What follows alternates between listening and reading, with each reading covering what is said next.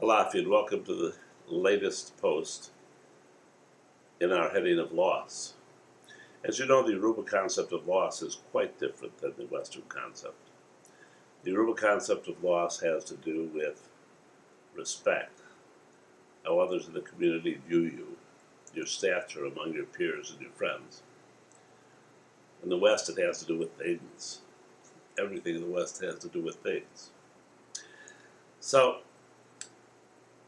I was a little introspective, or more introspective than normal, the other evening when, at dinner, my 13-year-old daughter, who was turning into a beautiful replica of her mother, behaved in a way at the dinner table that I considered bad manners.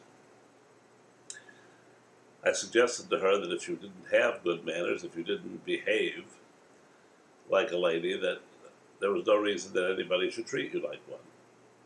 Indeed, they would treat you in the opposite manner. And she looked at me in a perplexed, kind of amused way.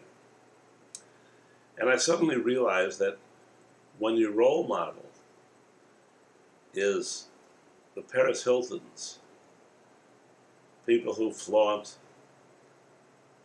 themselves in every possible way, promiscuous sex, promiscuous drugs, promiscuous denial of all the rules and mores of even our somewhat twisted society, then who are they supposed to model themselves after? And even if Paris's most recent conclusion that she was living a worthless life and now she's going to do something important proves to be true, the model they've seen is you can go through all of this and then, quote, redeem yourself in the classic Christian manner. Well, the truth is that it is up to us. It is our obligation as parents, it is our obligation as friends, it is our obligation as members of the human community to display and insist upon the kinds of good character and behavior that will prevent that important loss from ever occurring.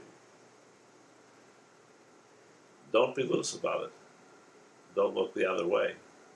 Don't pretend it doesn't exist.